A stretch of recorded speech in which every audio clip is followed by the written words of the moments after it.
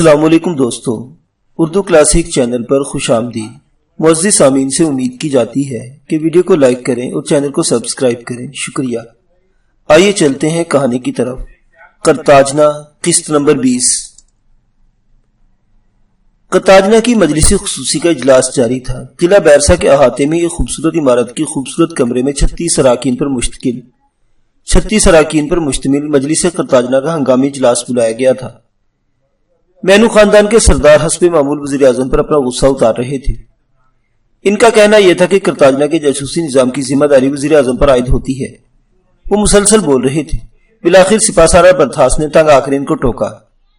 یہ وقت فضول باتیں کرنے کا نہیں ہے۔ صبح تک دشمن ہمارے سر پر ہوگا اور کل اس وقت تک شہر کے دروازے بند کیے جا چکے ہوں گے، کیونکہ دشمن کی فوج شہر کے سامنے پڑاؤ ڈال دے گی۔ یہ تو شکر ہے کہ ہمارا دفاعی بیڑا ایک فصیل کی طرح شہر کے گرد گرد موجود ہے۔ وہ ضرور رومی فوج کا راستہ روکے گا، اور اگر ایشور کو منظور ہوا تو ہمیں کچھ اور وقت مل جائے گا۔ اب ہم سب لوگ ایک دوسرے کو لان تان کرنے کے بجائے یہ سوچیں کہ آگے کیا کرنا ہے۔ ایک اور سالار نے برتھاس کی ہاں میں ہاں ملائی۔ ہاں، سپاہ سالار برتھاس بالکل ٹھیک کہتے ہیں۔ ہمیں اب یہ طے کرنا ہے کہ ہم ابھی سے قلعہ بند ہو جائیں یا اس کھلے میدان میں اپنی بری فوج بھیجیں جہاں رومی اترنے والے ہیں۔ لیکن رومی کہاں اترنے والے ہیں یہ کسے معلوم ہے؟ یہ وزیر اعظم ارفلکر کا سوال تمام شہزادی جافیکس کی بات نے سب کو اپنی طرف متوجہ کر لیا۔ وہ کہہ رہی تھی، دشمن جنگ لڑے گا۔ وہ پہلے ہی حملے میں پوری طاقت لگا کر ہمارا دفاعی بیڑا تباہ کرنے کی کوشش کرے گا، لیکن اس دوران بری فوج سے لدے اس کے جہاز اپنے اپنے سپاہیوں کو ہماری بندرگاہ پر اتارنے کی کوشش کریں گے۔ میرا مشورہ یہ ہے کہ بری فوج کا ایک حصہ بندرگاہ کی حفاظت کے لیے مقرر کیا جائے اور باقی فوج سنگ ترانی کی گھاٹی میں دشمن کا انتظار کرے، کیونکہ اگر وہ بندرگاہ پر نہیں اترے تو پھر 12 میل آگے جا کر سنگ ترانی کی گھاٹی میں ہی اترنے کی کوشش کریں گے۔ انہیں غالباً معلوم ہوگا کہ اترتے ہی ان کا سامنا ننگی تلواروں سے ہو سکتا ہے، اس لیے وہ بے خبر نہیں ہوں گے۔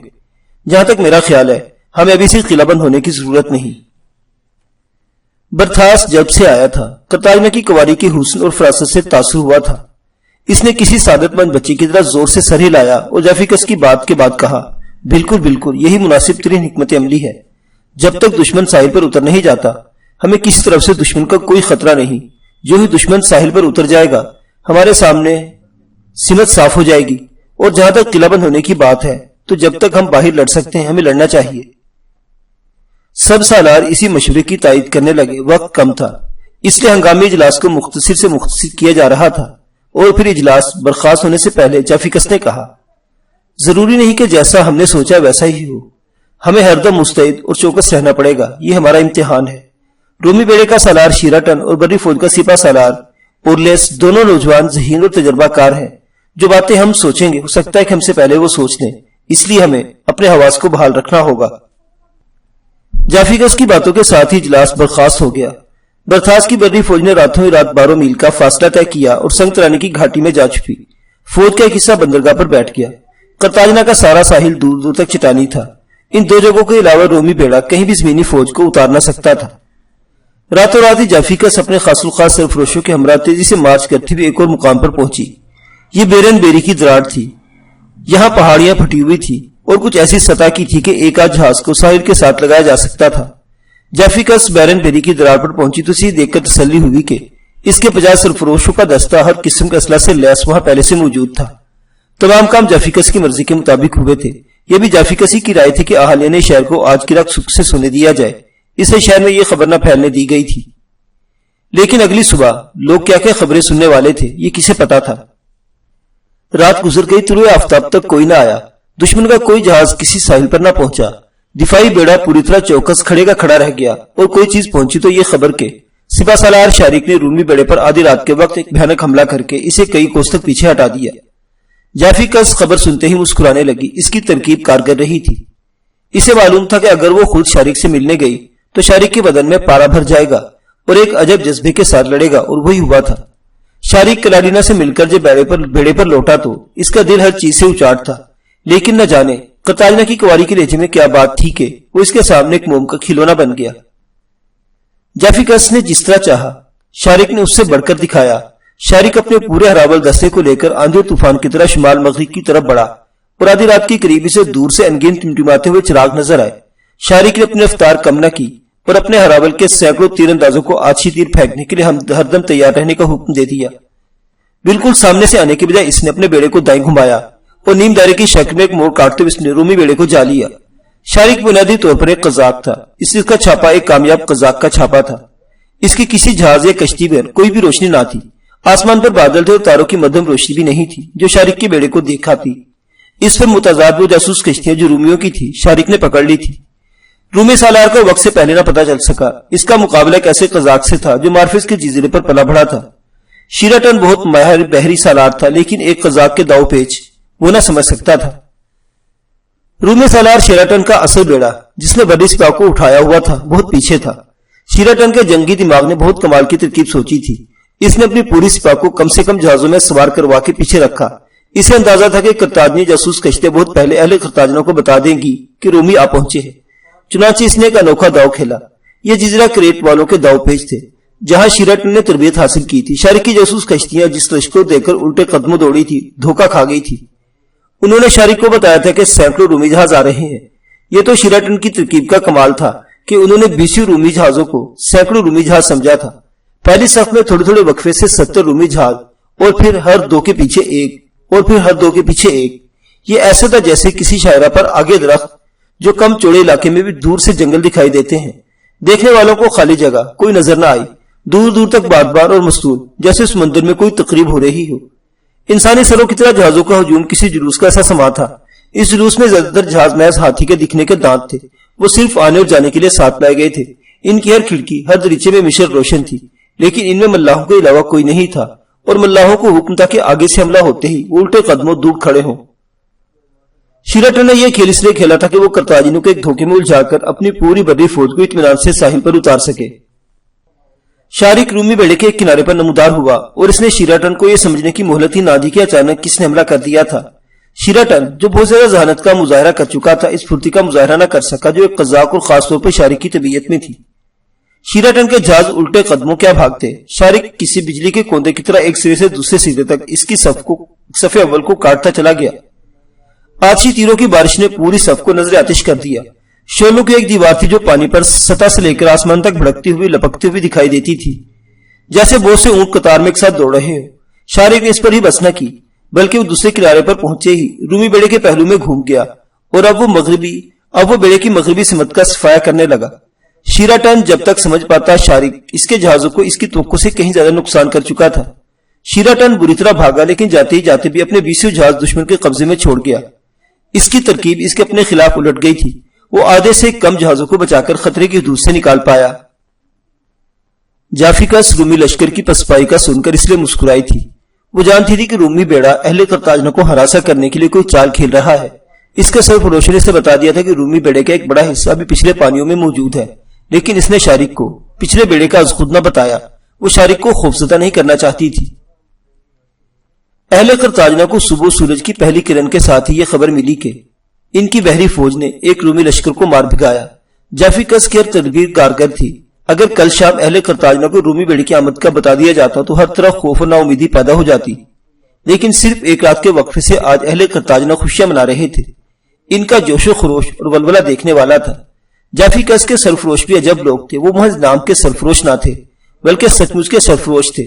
گزشتہ ادوار میں قرطاجنہ کی ہر کواری کے سرفروش ہوتے تھے جو عمر بھر کوارے رہتے اور محض قرطاجنہ کی کواری کی خاطر اپنی زندگیاں قربان کر دیتے۔ وہ اس کواری سے عقیدت رکھتے تھے، اس کی پوجا کرتے تھے اور اسے زمین پر دیوی کا روپ سمجھتے تھے۔ ان 101 کواروں سے قرطاجنہ کی کواری جیسا مشکل سے مشکل کام لینا چاہتی تھی لے سکتی تھی۔ جافیکس گزشتہ ادوار کی تمام کواریوں سے بڑھ کر حسین اور ذہین تھی۔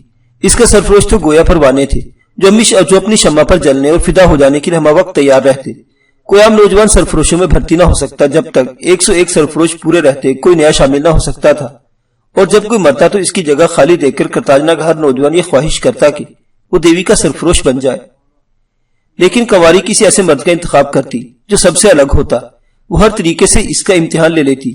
اگر کوئی سرفروش بوڑھا ہو جاتا تو جب تک وہ زندہ رہتا عملی میدان میں سرفروشوں کی تعداد کم ہو جاتی جب تک اس کی وفات نہ ہوتی۔ نیا سرفروش بھرتی نہ کیا جاتا۔ ایک کواری کے لیے 101 کوارے کیسی انوکھی مثال تھی۔ وہ سب اپنی دیوی کے ایک اشارے پر جانے لٹانے کے لیے ہمہ وقت تیار رہتے۔ دیوی نے درشن دیتی، ان سے بات کرتی تو ان کے سینے پھول کر فخر سے تن جاتے۔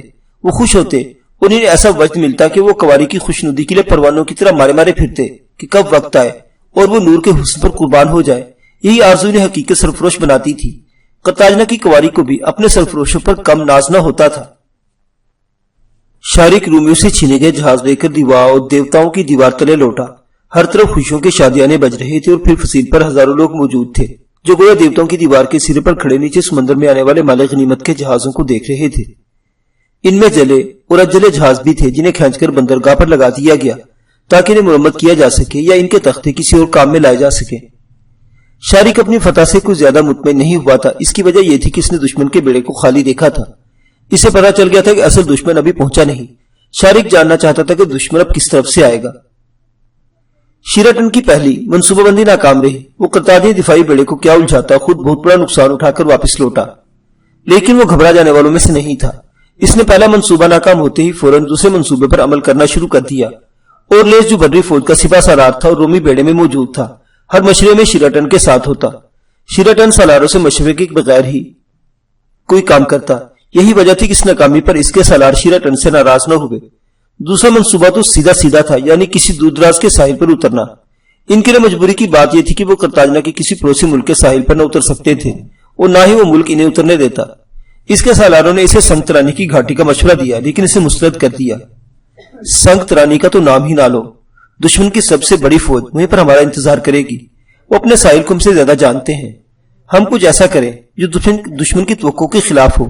قرطاجنہ شہر کے دیوتاؤں کی دیوار میں 7 میل پر ایک قدرتی دراڑ ہے جسے وہ بیرن بیری کی دراڑ کہتے ہیں۔ ہمارے جاسوسوں کی اطلاعات کے مطابق دشمن اس دراڑ سے بالکل بے پرواہ ہے، کیونکہ وہاں ایک وقت میں صرف ایک جہاز داخل ہو سکتا ہے۔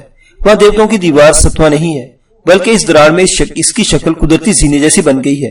اگر ہم کسی طرح اس دراڑ میں اپنی فوجیں اتار سکیں تو ہم نہایت کامیابی کے ساتھ اور کوئی نقصان اٹھائے بغیر قرطاجنہ کے ساحل پر چڑھ سکتے ہیں۔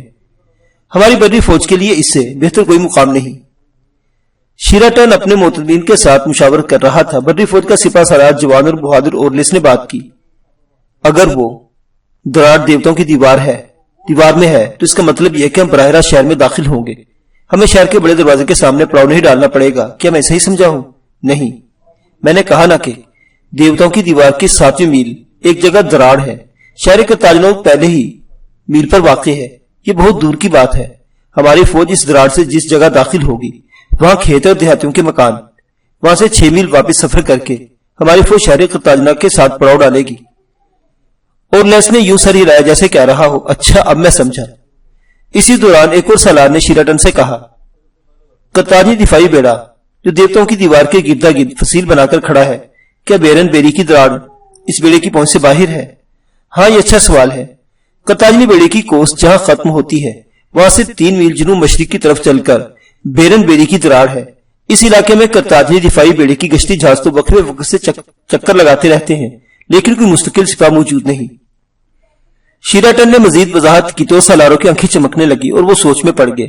پھر ایک سالار نے سوال کیا، حیرت ہے، اگر ایسی بات ہے تو یہ ایک انہونی ہے کہ قرطاجنہ کی دفاعی قوت اتنی کم عقل ہو چکی ہے کہ اس نے دراڑ کی حفاظت کے لیے کچھ نہیں کیا۔ اور فرض کرو ہم مشرق کی طرف سے بڑھ جاتے ہیں اور وہاں سے گھومتے ہوئے، یا یوں فرض کر لو کہ ہم مشرق سے آنے والا کوئی لشکر ہے، تو کیا ہم اس دراڑ تک نہ پہنچ جائیں گے؟ مجھے یقین نہیں آتا کہ دیوتاؤں کے ناقابل تسخیر چٹان میں ایسی کوئی دراڑ ہے۔ اس سالار کی بات پر سب سالاروں نے چونک کر شیراٹن کی طرف دیکھا۔ شیراٹن زیر لب مسکرایا، اس نے کہا، اس طرف سے جو کوئی بھی آئے گا زیادہ سے زیادہ وہ ایک بری فوج کو قرطاجنہ کے سامنے محاصرے کے لیے بٹھا سکے گا۔ اگر بری راستوں سے قرطاجنی تے ڈرنے لگے تو افریقہ کے تمام ممالک جو خشکی کے راستے قرطاجنہ تک پہنچ رکھتے ہیں اس شہر کو آسانی سے فتح کر لیں۔ ہم بھی زیادہ سے زیادہ ایک محاصر فوج بن کر وہاں جائیں گے۔ کیا آپ نے کبھی غور کیا کہ قرطاجنی بری محاصرے سے کیوں نہیں ڈرتے؟ صرف اس لیے کہ ان کے بری راستے کھلے ہوتے ہیں۔ ان کو کسی چیز کی کمی محسوس نہیں ہوتی، نہ رزق کی کمی نہ کمک کی۔ یہ بڑا عجیب ملک ہے، کسی بھی بری فوج کو اپنے سامنے کئی سال تک بٹھا سکتا ہے۔ ہم یہاں بیٹھنے کے لیے نہیں آئے، اس ملک کو نیست و نابود کرنے آئے ہیں۔ امیر البحر شیراٹن کی بات سب کو سمجھ میں آ گئی۔ تب اورلیس نے ایک اور سوال کیا، اگر بیرن بیری کی دراڑ میں ایک وقت میں صرف ایک جہاز داخل ہو سکتا ہے تو پھر ہم اپنی فوج کیسے اتاریں گے؟ ہم یوں آرام سے تو نہیں اتار سکتے۔ ایک جہاز جائے، وہاں رکے، سپاہیوں کو اتارے اور آرام سے واپس آ جائے، اور پھر اس کے بعد دوسرا جہاز چلا جائے۔ وہاں ہر وقت کا گشت موجود ہے۔ ہمارے لشکر کا ایک جہاز بھی اس علاقے میں نظر آیا تو اوپر نیچے کرتاج ہم پر ٹوٹ پڑیں گے. اوپر سے ان کی بری فوج کا سالار برتھاس آ پہنچے گا اور نیچے بحری سالار شارک. کیا تمہارے ذہن میں ایسی کوئی ترکیب ہے جو ہمارے سپاہیوں کو، میرا مطلب ہے ہماری پوری بری فوج کو، اس چھوٹی سی دراڑ کے ذریعے کرتاجنا کی زمین پر اتار سکے؟ ہاں ہے، لیکن پہلے تم یہ بتاؤ کہ تمہاری بری فوج میں تقریباً کتنے سپاہی پانی میں تیر سکنے کے اہل ہوں گے؟ معلوم نہیں، مجھے یہ کبھی جاننے کی ضرورت ہی نہیں پڑی. تو پھر یہ سب سے پہلے معلوم کرو. میرے ذہن میں ایک اچھی ترکیب ہے. ہم یہاں سے آگے نہیں بڑھتے کیونکہ ہم سیدھا جاتے ہوئے زیادہ نقصان کا سامنا ہے. ہم یہاں سے مشرق کی طرف مڑ جاتے ہیں اور اتنا دور نکل جائیں گے کہ دشمن کی نظر سے اوجھل ہو جائے. پھر ہم واپس پلٹیں گے. ہم اپنا سارا کام رات کی تاریکی میں کریں گے. میرا مطلب ہے دراڑ میں اترنے کا کام. ممکن ہے وہاں کوئی کرتاجنے دستے موجود ہوں. میں چاہتا ہوں کہ فوج کی ایک اچھی خاصی تعداد پانی میں تیر کر دراڑ پر قبضہ کر لے. میرا ہراول دشمن کے بیڑے کی طرف بڑھے گا، لیکن مشرق کی طرف سے میں دشمن کے دفاعی بیڑے کی فصیل کو توڑتا ہوا مرکز کی طرف دھکیلوں گا. فصیل کا مشرقی سرا ناکارہ ہوتے ہی دشمن کے گشتی جہاز وہاں سے بھاگ نکلیں گے. اگر دراڑ پر پہلے ہمارا قبضہ ہو گیا تو آدھے دن سے بھی کم وقت میں اپنی بری فوج کو تمام گھوڑوں اور ساز و سامان کے ساتھ ساحل پر اتارنے میں کامیاب ہو جائیں گے. بری فوج کے ساحل پر پہنچتے ہی ہمارا ہراول پیچھے ہٹے گا اور ہم وقتی طور پر جنگ روک دیں گے. تب ہمیں ایک چھوٹی سی دراڑ کی صورت میں کرتاجنی ساحل سے سمندر کے ساتھ رابطے کا ایک ذریعہ مل جائے گا. سب سوچ میں پڑ گئے. ترکیب بہت اچھی تھی. سر دست و شیراٹن کی ذمہ داری تھی بری فوج کو ساحل پر اتارنا. یہی مقصد سب سے عظیم تھا. کرتاجنی بیڑے کے ساتھ بحری جنگ اس مقصد کو پورا کرنے کے بعد ہی ممکن تھی. وہ دیر تک اس حکمت عملی کے مختلف پہلوؤں پر غور کرتے رہے اور پھر بالآخر متفقہ طور پر انہوں نے اس تجویز کو قبول کر لیا. کرتاجنا کی کواری کی ذہانت قابل دید تھی. اس نے تو پہلی رات خود آ کر بیرن بیری کی دراڑ کا پہرا دیا تھا. اگلی صبح اس نے کرتاجنی سپہ سالار برتھاس سے کہہ کر بیرن بیری کی دراڑ پر باقاعدہ فوج بٹھا دی. جیفیکس نے شارک سے سچ کہا تھا کہ انہیں سنبھلنے کے لیے کچھ موقع چاہیے، اور جیفیکس کی دانائی سے یہ موقع انہیں مل گیا تھا. صرف دراڑ ہی نہیں، اب تو کرتاجنی فوج اور اس مقام پر پہرا بٹھا چکی تھی جہاں پر کسی کے ایک سپاہی کے اترنے کا اندیشہ تھا. اب جیفیکس مطمئن تھی. اہل کرتاجنا کو پتہ چل چکا تھا کہ رومی سپاہ شہر کے نزدیک سمندروں میں منڈلا رہی ہے. اس لیے لوگوں نے محاصرے کی تیاریاں شروع کر دی، خاص طور پر وہ لوگ جن کا تعلق خشک راستوں کی کاروباری زندگی سے تھا. باہر کے دیہاتی اٹھ کر جوک در جوک شہر میں پناہ لے رہے تھے، لیکن پہلی کامیابی کی وجہ سے کوئی شہری خوفزدہ نہیں تھا. کرتاجنا کی مجلس امن نے خصوصی سفارش پیش کی کہ اس جنگ کی فتح کی خاطر دیوتوں کی حضور بڑی قربانی کا اہتمام کیا جائے. مجلس امن کی یہ سفارش مجلس خصوصی نے فوراً منظور کر لی، کیونکہ اس تقریب سے فائدہ ہی فائدہ تھا. ایک تو شہریوں میں یکجہتی اور جوش و خروش اور جذبے کا ماحول پیدا ہو جاتا. اس کے علاوہ بڑے پیمانے پر فوج کے لیے نذرانوں اور رس ملنے کی توقع بھی تھی. بڑی قربانی کیا تھی کرتاجنی تہوار، جو اہالیہ شہر کی خوشی کا تہوار تھا. چھوٹا بڑا ہر کرتاجنی شمون دیوتا کے مندر میں بڑی قربانگاہ پر حت المقدور قربانی دیتا. ایک دمبے سے لے کر ایک اونٹ تک ہر قسم کے جانوروں کو ذبح کیا جاتا اور ان کا گوشت اہلیہ شہر میں بانٹ دیا جاتا. قربانی کا ہر جانور شمون دیوتا کے مندر کے بیرونی کھلے میدان میں موجود بڑی قربان گاہ پر لا کر ذبح کیا جاتا. ذبح کرنے کا یہ کام جب ایک بار شروع ہوتا تو جتنے دن تک جانور آتے اور ذبح ہوتے رہتے تہوار جاری رہتا. شروع دنوں میں تو بڑے بڑے جانوروں کی قربانی کی جاتی، خاص طور پر اونٹ اور گھوڑے کی قربانی دیکھنے کے لیے تو پورا شہر قربان گاہ کے سامنے جمع ہو جاتا. قربان گاہ ایک بہت بڑا چبوترا تھی جس پر 20 سے زیادہ جلات ہاتھوں میں تیز دھار تلواریں لیے کھڑے ہوتے. جو ہی قربانی کے جانور قربانی کے چبوترے پر چڑھایا جاتا اور جانور چبوترے پر آ کر کھڑا ہوتا، اس کی رسے سے الگ کر لی جاتی. جانور اپنے سامنے ہزاروں انسانوں کا ٹھاٹے مارتا سمندر دیکھتا تو بری طرح بھوکلا جاتا. چبوترے پر چاروں طرف 20 سے زیادہ جلات ایک دائرے کی صورت میں ہاتھوں پر ننگی تلواریں لیے کھڑے ہو جاتے. بغیر رسیوں کے آزاد جانور کھلے چبوترے پر ادھر ادھر دوڑتا تاکہ کسی طرف سے نکل بھاگے، لیکن جلاد اسے باہر نہ نکلنے دیتے. وہ جس جلاد کے نزدیک آتا وہ جلاد اس پر پوری قوت سے تلوار چلا دیتا. بعض اوقات تو پہلے ہی وار میں جسیم سے جسیم اونٹ کی گردن کٹ کر پرے جا گرتی اور اس کا گردن کے بغیر دھڑ کچھ دیر تک کھلے چبوترے پر کسی سربریدہ لاش کی طرح دوڑتا رہتا. یہ منظر لوگ بہت شوق سے دیکھتے. اشمون دیوتا کو ایسے جانور کی قربانی زیادہ پسند آتی تھی جس کی سربریدہ لاش زیادہ دیر تک چبوترے پر دوڑتی رہے.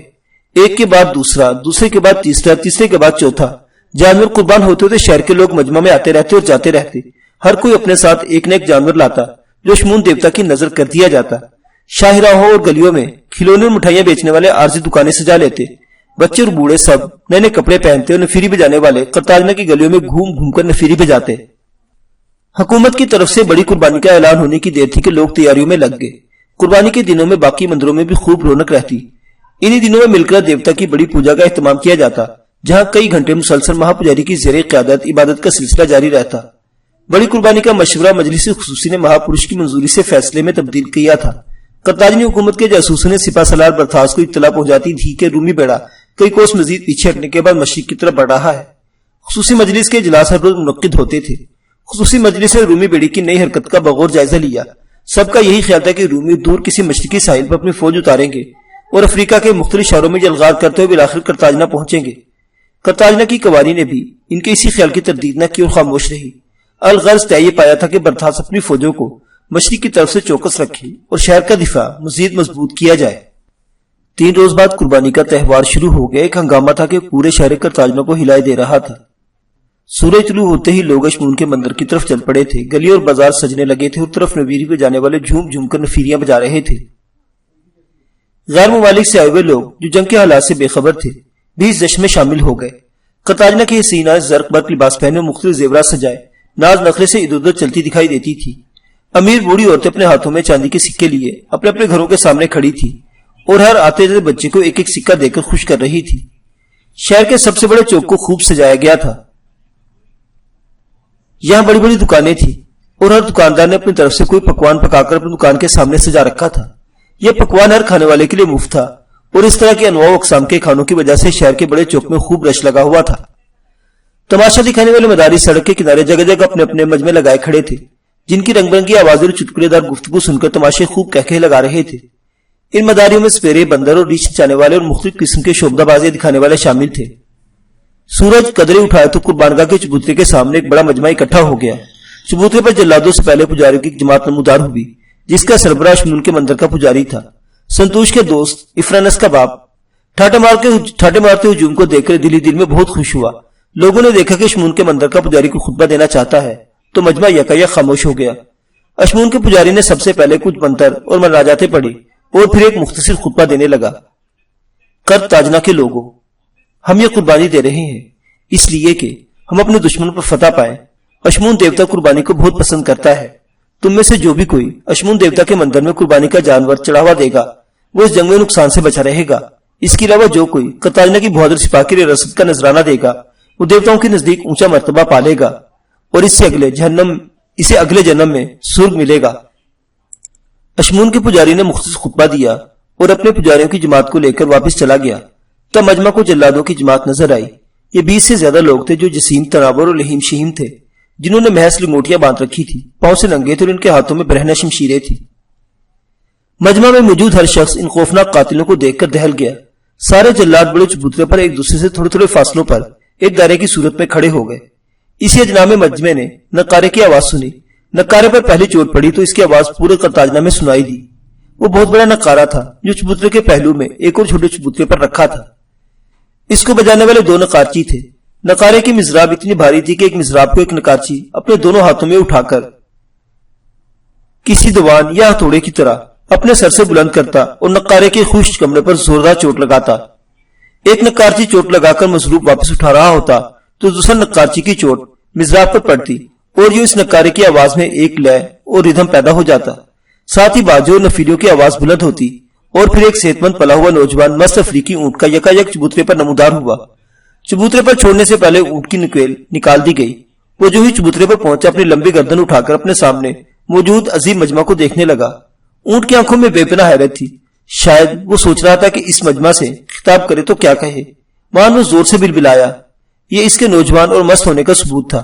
وہ چبوترے پر نہ بدکا اور نہ ڈرا بلکہ ایک ادائے بے نیازی کے ساتھ چبوترے پر ٹہلنے لگا۔ قربانگاہ کا چبوترا خاصا بڑا تھا۔ اونٹ کی مسیح دیکھ کر مجمع کا ذوق تجسس اور بڑھ گیا۔ بادامی رنگ کا یہ اونٹ صاف ستھرا اونٹ تھا جو شاید افریقہ کا سب سے بہترین اونٹ تھا۔ جو نازو ادا پر فریفتہ ہو کر شور مچانے لگتا، نعرے، غوغا اور ہاہو اور نہ جانے کیا کیا۔ یہ قربانی کا پہلا اونٹ تھا۔ اس مجمع میں لوگ حد سے زیادہ تجسس کا مظاہرہ کر رہے تھے اور ملکرت کے مندر میں بڑی پوجا کا اہتمام بھی کیا گیا تھا۔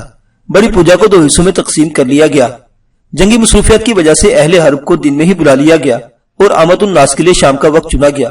بری اور بحری فوج کے تمام سالاروں، تمام امراء سلطنت، وزراء، عمائدین اور مذہبی پیشوا بڑی پوجا کے لیے ملکرت کے مندر کے حال میں موجود تھے۔ ملکرت کا مندر سب سے بڑا تھا اور اسی لیے بڑا حال بھی، کمرہ بھی سب سے بڑا تھا، اتنا بڑا کہ یہاں 5000 افراد ایک ساتھ کھڑے ہو سکتے تھے۔ ملکرت کے مندر کے بڑے ہال میں ہمیشہ کھڑے ہو کر پوجا کی جاتی تھی۔ سب پجاری پہلی قطاروں میں اپنے مخصوص لباس میں کھڑے ہوتے اور ان کے سامنے پوجا میں شامل ہونے والے لوگ جو ایک مخصوص لباس پہن کر آتے صف در صف کھڑے ہوتے۔ مرد و زن کی کوئی تمیز نہ ہوتی۔ پوجا کے بھجن سے پہلے ہال میں خوب خسر پسر رہتی، لیکن جو ہی مہا پجاری کی آواز بلند ہوتی یکایک سناٹا چھا جاتا۔ آج بھی ایسا ہی ہوا۔ اچانک مہا پجاری کی آواز گونجی تو سناٹا چھا گیا۔ کرتاجنا، تم ایک بار پھر اپنے بیٹوں کو پکار رہی ہو۔ ہم تمہیں ناراض نہیں کریں گے، تم ہماری دیوی ہو۔ یہ وہ جملہ تھا جو مہا پجاری نے خصوصاً آج کے دن کے لیے بولا تھا۔ مہا پجاری کے لہجے کا اثر تھا اس جملے کی بناوٹ کے۔ حال میں موجود ہر شخص کے اعصاب تن گئے۔ مہا پجاری نے پھر کہا، ملکرت، تم ہمارے باپ ہو، ہمارے رکشک، ہماری ماتا کے محافظ، تم ہی ہمیں بچا سکتے ہو۔ آج ہم تمہارے سامنے پرارتھنا کرتے ہیں کہ ہم ایک بار پھر بچا لو، جیسے کہ ہمارے پرکھوں کو تم نے بچایا۔ یہ جملے بھی مخصوص تھے۔ اس مختصر فریاد کے بعد مہا پجاری نے یکایک کوئی بھجن شروع کر دیا۔ بس پھر کیا تھا، ایک تسلسل، تواتر، توازن اور ردھم تھا جو ملکرت کے حال میں ایک نہایت حسین بازگشت پیدا کرنے لگا۔ وہ قدیم فین کی زبان کے کچھ الفاظ بول رہے تھے۔ تمام کے تمام پجاری مل کر بھجن کی استعانی ختم ہوئی تو پجاریوں کی آوازیں مدھم پڑ گئی، اور پھر یوں جیسے لباسوں میں ملبوس ملکرت کے نرتکیوں نے انترے کا بول اٹھایا۔ ایک شیرنی تھی کہ ملکرت کی فضا میں حلول کر گئی تھی، جیسے بہت سی کوئلے ایک ساتھ گانے لگی ہوں، نہ کوئی ساز نہ سازندے، لیکن پجاریوں کے بھاری حلقوم سے نکلتی ہوئی مدھم آواز گویا اپنے سروں کو پیچھے کا پس منظر واضح۔ شارک تو مست ہو گیا۔ وہ سوچنے لگا کرتاجنا واقعی محبت کرنے والوں کی سرزمین ہے۔ یہی حال کلاڈینا کا تھا۔ وہ عوام کی قطار میں کھڑی تھی، جبکہ شارک سپہ سالاروں کی۔ شارک کے دائیں شانے کے ساتھ شانہ ملائے بری افواج کا سپہ سالار برتھاس کھڑا تھا، اس سے پچھلی صف میں عمرہ شہر کی۔ کلاڈینا صف میں موجود تھی اور یہ اتفاق تھا یا حسن اتفاق کے وہ برتھاس اور شارک کے عین پیچھے کھڑی تھی۔ اسے جس وقت پتا چلا کہ اس کے آگے برتھاس اور شارک موجود ہیں، وہ بری طرح بوکھلا گئی۔ خاص طور پر برتھاس کو دیکھ اس کی طبیعت خراب ہونے لگی۔ وہ برتھاس کی قید سے فرار ہوئی تھی۔ اس نے برتھاس کو عین اس وقت چکما دیا تھا جب وہ ارمیندس کے لشکر پر حملہ کر رہا تھا۔ برتھاس واپس آئے سے بڑی چوٹ پڑی تھی۔ اس وقت سے لے کر آج تک اسے قرار نہ آ سکا، ایک پل کا قرار بھی، اور کلاڈینا کی حالت تو اور طریقے سے خراب تھی۔ اب برتھاس سے اسے حقیقت میں نہ تو کوئی خطرہ تھا اور نہ ہی کوئی ڈر۔ اب تو وہ کرتاجنا شہر میں ایک رئیس اور بااثر امیر کی بہن تھی، لیکن پھر بھی لاشعوری طور پر اتنی ڈر گئی جیسے برتھاس ابھی پیچھے مڑ کر دیکھے گا اور تلوار کا وار کر کے اسے دو ٹکڑوں میں تبدیل کر دے گا۔ حالانکہ برتھاس تو کسی پروانے کی طرح کلاڈینا کے فرار کے دن سے لے کر آج تک مارا مارا پھر رہا تھا۔ کلاڈینا کو سب پوجا پاٹ بھول گیا، نہ اسے بھجن کا لطف آیا اور نہ اس کے آواز میں یکتائی کا کچھ مزہ۔ وہ تو بے چین تھی، بے کل تھی، وہاں سے چلے جانا بھی چاہتی تھی اور وہاں رکے رہنا بھی چاہتی تھی۔ دانیال کو اس کا یہ برتاؤ پسند نہیں آتا تھا، اس لیے وہ اب یوں اچانک یہاں سے نکل کر نہ جانا چاہتی تھی۔ وہ کھڑی رہی، لرزتی رہی، کپ کپاتی، تھر تھراتی۔ بھجن چلتا رہا، پوجا ہوتی رہی۔ پھر بھجن دھیرے دھیرے ختم ہو گیا۔ اب 12 پروہت مل کر اشلوک پڑھ رہے تھے۔ ملکرت دیوتا کا بڑا بت مشرق میں دیوار کے ساتھ کھڑا تھا کہ مغربی دیوار کو تک رہا تھا۔ اس کے سامنے ایک بڑا مجمع تھا اور وہ اپنی بڑی بڑی آنکھوں سے ان کی جانب یوں دیکھ رہا تھا گویا ان کی پرارتھنا کو غور سے سن رہا ہو۔ دانیال اس پوجا کو نہیں مانتا تھا، لیکن پھر بھی وہ اس میں شامل تھا کیونکہ عمرہ شہر کے ساتھ اسے بھی دعوت دی گئی تھی۔ وہ جانتا تھا کہ اس تقریب میں پوجا سے زیادہ یکجہتی کا اظہار ہے، اس لیے اس نے ملکرت کی پوجا میں شامل ہونے سے انکار نہ کیا۔ ویسے تو کلاڈینا بھی بت پرست نہیں رہی تھی، وہ بھی دانیال کی وجہ سے ہی شامل ہوئی تھی۔ اس پر متضاد دانیال اور کلاڈینا کے لیے مہا پجاری کا وہ پرزور اصرار جس نے دعوت دیتے ہوئے کہا تھا، یہی وجہ تھی کہ وہ دونوں ملکرت کی پوجا میں شامل ہوئے۔ لیکن کلاڈینا کو ایک بار یہ سوچنا آئی کہ وہاں سپہ سالار برتھاس بھی ہو سکتا ہے۔ پوجا اپنے تسلسل میں جاری رہی۔ 12 پروہتوں کے شلوک ختم ہوتے ہی مہا پجاری نے اعلان کیا، اور اب جنگ کی آگیا کے لیے ہمیں درشن دے گی ہماری ماں، ہماری ماتا۔ سب کو معلوم تھا کہ وہ کس کی بات کر رہا تھا۔ ملکرت کے بت کے چبوترے کے یکایک ہم لباس نوجوان نمودار ہوئے۔ ان کی تعداد 20 تھی۔ عظیم بت کے قدموں میں اونچے چبوترے پر ان میں سے آدھے دائیں اور آدھے بائیں طرف ایک قطار کی صورت میں کھڑے ہو گئے۔ ان کے چہروں کا رخ مجمع کی طرف تھا اور ان کے لباس نہایت اجلے اور نفیس تھے۔ ان کے لباس میں پھرتے چابک دستی کا تاثر چھلکتا تھا۔ یہ کرتاجنا کی کواری کے خاص الخاص سرفروش تھے۔ کچھ دیر بعد ان کے بیچ کرتاجنا کی ماتا بلکہ کواری ماتا شہزادی جیفیکس نمودار ہوئی۔ دانیال کے یہ لمحات پرارتھنا میں موجود تمام پجاریوں کی نسبت زیادہ مقدس ہو گئے۔ وہ پوجا میں شامل ہونے والا شخص سے زیادہ سچے دل کے ساتھ پوجا کے لیے تیار ہو گیا۔ وہ ایک تھا جو پوجا کے لیے یہاں نہیں آیا تھا، وہ ایک سب سے بڑا پجاری نکلا۔ اس نے دل کی آنکھوں سے دیوی کو سجدہ کیا اور ہمتن گوش ہو کر دیوی ماتا کے درشن کرنے لگا۔ اب سراؤں کے لباس میں ملبوس جافی کس کی آواز گونجی، ایشور نے سب دیوتاؤں کو ہمارے لیے پیدا کیا ہے۔ سب کے سب دیوتا ہمارے لیے مختلف کام کرتے ہیں، جیسے کہ اشمون ہمارے لیے جنگ لڑتا ہے اور ملکرت ہمیں نقصان سے بچاتا ہے۔ ایشور کو ہم سب سے زیادہ پیارے ہیں، اس لیے وہ جب بھی کوئی مادی روپ دھارن کرتا ہے تو ہم انسانوں کے روپ اپناتا ہے۔ اے دیوتاؤں کے ماننے والوں، اپنے دلوں کو سیدھا کر لو، اپنا رخ مشرق کی طرف رکھو، جہاں سے ہمارے پرکھوں کی روحیں میں دیکھ رہی ہیں، جہاں سے سورج طلوع ہوتا ہے، ہر روز سلامتی، محبت، زندگی اور حرکت کا پیغام لے کر اسی مشرق کی جانب اپنا منہ پھیر لو۔ تم مغرب کی طرف جھکو گے تو کچھ حاصل نہ کر پاؤ گے، کیونکہ وہاں سورج غروب ہوتا ہے۔ کرتاجنا کو کچھ نہیں ہوگا، کوئی اس کی ایک اینٹ بھی نہیں توڑ پائے گا۔ اگر فرزندان کرتاجنا اپنے دلوں میں رومیوں سے نفرت کے بجائے ان قاتل ہمراوروں سے نفرت کا احساس پیدا کر لیں جو کسی کی سرزمین پر محض نقصان پہنچانے کے لیے چل دوڑے ہوں، کرتاجنا کا کوئی بھی بال بیکا نہ کر سکے گا۔ اگر اہل کرتاجنا خود کو اپنی جسمانی خواہشات سے بالاتر کر لیں، اپنے مال، اولاد، جائیداد اور عورتوں کو سلامتی پر قربان نہ کر دے، لیکن اگر اس سرزمین کے رہنے والوں نے خود کو آزاد نہ کیا ان زنجیروں سے جن کے ساتھ ان کے ہاتھ اور پیر اور گردنیں بدھی ہوئی ہیں، تو اپنا دفاع نہیں کر پائیں گے۔ ایک معذور قیدی کبھی اس خود چھٹکارا نہیں پا سکتا۔ اگر اس دھرتی کے بیٹوں نے اپنی زنجیریں نہ توڑی تو ان کا نام و نشان تک نہیں رہے گا، وہ ایک معذور قیدی کی موت مر جائیں گے۔ ملکرت کی خیر ہو، اشمون کی خیر ہو، تائید کی خیر ہو، ایشور کے سب بیٹوں کی خیر ہو۔ ہر قوت ایشور کی قوت ہے، ہر دیوتا ایشور کا بیٹا ہے، لیکن ایشور خود کہاں رہتا ہے؟ اے انسانوں، جان لو کہ ایشور تمہارے دلوں میں رہتا ہے۔ وہ تمہیں بدن کی آنکھوں سے دکھائی نہیں دے سکتا، تم اپنے بدن کی آنکھوں سے دیکھو گے، تمہیں صرف اس کے بیٹے دکھائی دیں گے۔ تمہیں ایشور سے ملنا ہے، اسے دیکھنا ہے تو اپنے من میں جھانکو جہاں ایشور کا گھر ہے، وہ تمہیں محبت میں ملے گا۔ تم محبت کرو ایک دوسرے سے، جو تم ایک ہوتے جاؤ گے ایشور کا زیادہ واضح روپ تمہارے سامنے آتا جائے گا، اور جب تم سب ایک دوسرے کے ساتھ محبت کے رشتے میں منسلک ہو جاؤ گے تو گویا ایشور کا ظہور ہو جائے گا۔ ایشور محبت ہے، ایشور محبت ہے۔ سامعین گمسم کھڑے پتھرائی ہوئی آنکھوں سے کرتاجنا کی کواری کا بھاشن سن رہے تھے۔ ہر شخص اپنی جگہ کھڑا یوں محسوس کرنے لگا جیسے وہ خود ایشور کا روپ ہو۔ جافیکس کے ریجے میں اتنی صداقت تھی کہ پوجا کے تمام شرکا اسے سچ مچ کی دیوی ماننے لگے۔ کرتاجنا کی کواری کا بھاشن ختم ہو تو مجمع میں موجود ہر شخص ایک عجب یکسانیت کے ساتھ کواری کے سامنے رکوع کے بل جھکا۔ کواری نے اپنا دانا ہاتھ اٹھا کر گویا سب کی پوجا کو سویکار کیا، اور پھر وہ جس طرف سے آئی تھی اسی طرف کو مڑ گئی۔ اب پھر مہا پجاری بول رہا تھا اور وہ کہہ رہا تھا، پوجا کی تقریب کے اختتام پر مشترکہ مناجات پڑھی جائیں گی اور اس کے بعد ہم سب اشمون کے مندر میں قربانی دیکھنے جائیں گے۔ مہا پجاری کے اعلان کے بعد ہی اختتام مناجات کا سلسلہ شروع ہو گیا۔ ایک بھنبھناہٹ جو پورے حال میں سنائی دے رہی تھی، ہر کسی کی زبان پر کوئی ورد جاری تھا۔ یہ مشترکہ مناجات پڑھی جا رہی تھی۔ مہا پجاری نے اپنے اٹھے ہوئے ہاتھ سینے پر پھیرے، یہ گویا مناجات کے اختتام کا اعلان تھا، اور لوگ دھیرے دھیرے مندر کے دروازے سے باہر جانے لگے۔ ہجوم ایک جلوس کی صورت میں معبد کے حال کمرے سے نکل گیا اور خراما خراما اشمون دیوتا کے مندر کی طرف بڑھنے لگا، لیکن کچھ لوگ تھے جو ابھی معبد میں ہی رک گئے تھے۔ پھر یوں تھا کہ جو ہی تقریب کا سلسلہ ختم ہوا اور برتھاس نے واپس پلٹنا چاہا تو چہرہ گھماتے ہی سب سے پہلے اس کی نظر کلارینا پر پڑی۔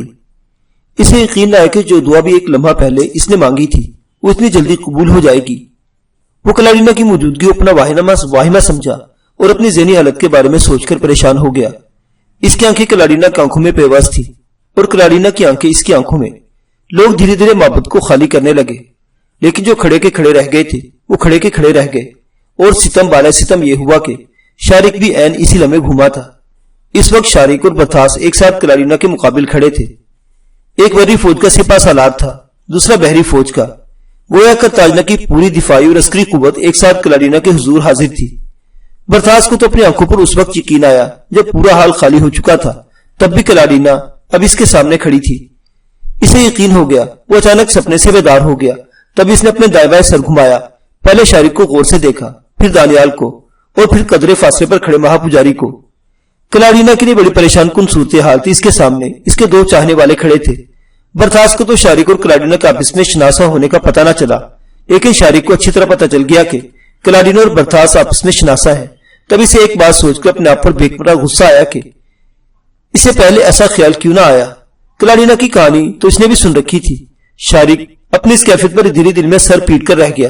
تب اسے یاد آیا کہ اس دن کلاڈینا کمرے میں اٹھ کر کیوں چلی گئی تھی۔ اسے اپنی کن ذہنی پر افسوس ہوا۔ یہ سب کیفیتیں تو شارق کی اس حالت کے سامنے معمولی تھی جو اصل میں واقع ہو رہی تھی۔ دل ٹوٹنے کی آواز نہیں آتی، ورنہ مہا پجاری نے سن لیا ہوتا، لیکن وہاں ایک شخص ایسا بھی کھڑا تھا جو دل کی ساری آوازوں سے واقف تھا، اور وہ تھا دانیال۔ دانیال نے فوراً محسوس کر لیا کہ شارق اعصابی طور پر بری طرح ٹوٹ چکا تھا۔ وہ شارق کی جذباتی کیفیت پر غور کر رہا تھا۔ کلاڈینا نے باری باری دونوں کی آنکھوں میں جھانکا۔ دونوں کی آنکھوں میں التجا تھی اور شکوہ بھی۔ ماحول یکایک تناؤ سے پور ہو گیا۔